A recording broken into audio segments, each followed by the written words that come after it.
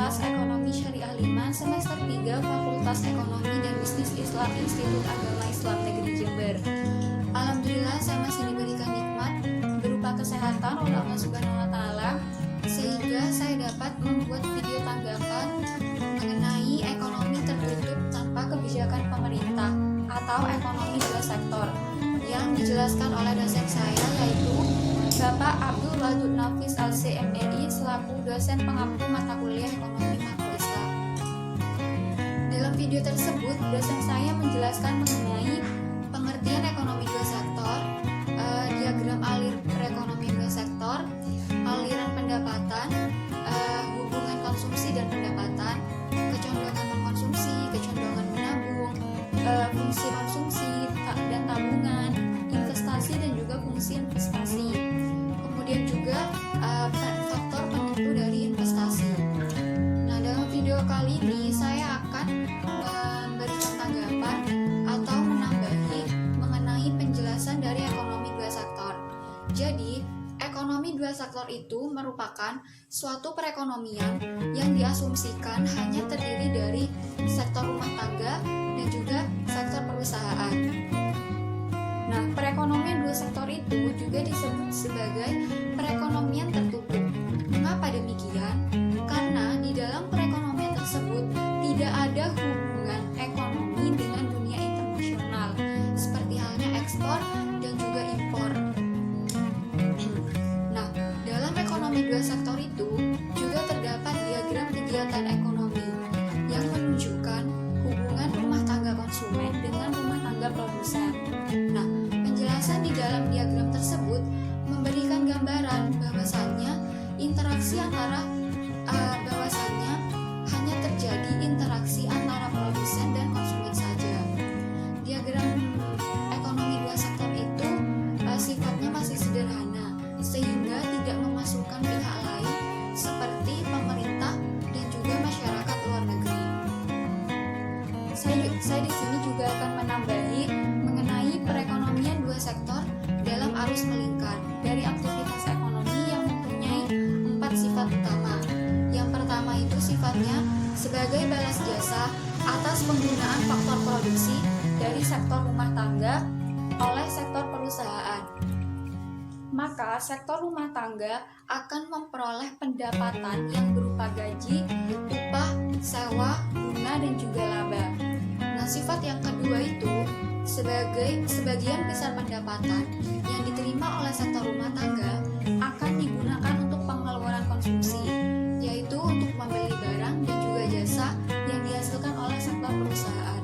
Nah, sifat yang ketiga itu sisa pendapatan yang tidak digunakan untuk membiayai pengeluaran konsumsi oleh sektor rumah tangga itu akan ditabung dalam badan lembaga keuangan seperti bank.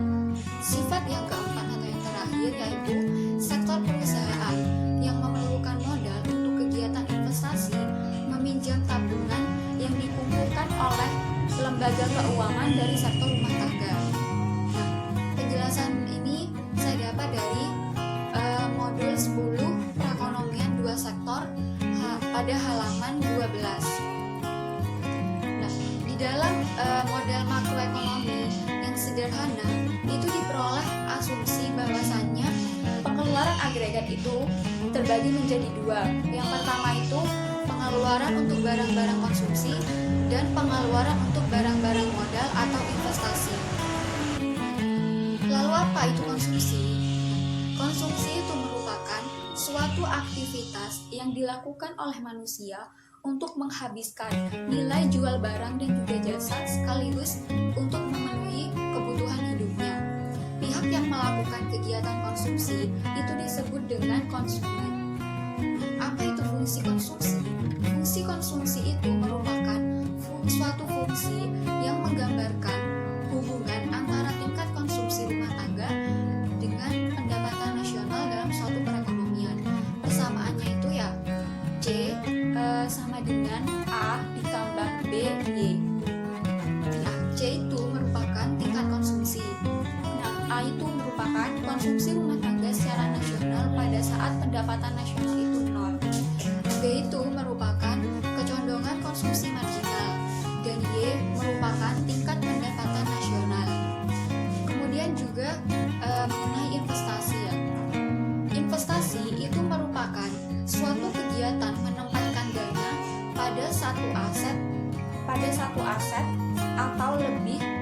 atau lebih selama periode tertentu dengan harapan dapat memperoleh penghasilan dan juga peningkatan nilai investasi di masa yang akan datang.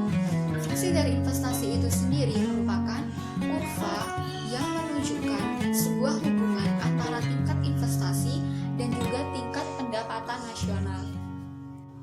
Selain itu juga terdapat asumsi bahwasannya penerima yang diterima oleh sektor rumah tangga itu akan dikeluarkan untuk barang-barang konsumsi dan sisanya itu untuk ditabung.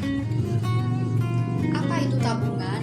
Nah, tabungan itu merupakan suatu simpanan uang yang penarikannya hanya dapat dilakukan menurut syarat tertentu yang telah disepakati sebelumnya, tetapi tidak dapat ditarik dengan menggunakan cek, giro, atau alat lainnya yang sama dengan itu. Lalu apa itu fungsi tabungan? Fungsi tabungan itu merupakan suatu fungsi yang menggambarkan hubungan antara tingkat tabungan rumah tangga dengan pendapatan nasional dalam perekonomian. Persamaannya itu seperti S sama dengan min A ditambah buka kurung 1 min B tutup kurung Y. S itu merupakan besarnya tabungan atau save. A itu merupakan konsumsi yang harus dipenuhi pada saat pendapatan itu nol. 1 min B itu merupakan marginal propensity to save. Nah, yaitu merupakan pendapatan nasional. Demikian yang dapat saya berikan tanggapan mengenai ekonomi tertutup tanpa kebijakan pemerintah atau ekonomi dua sektor.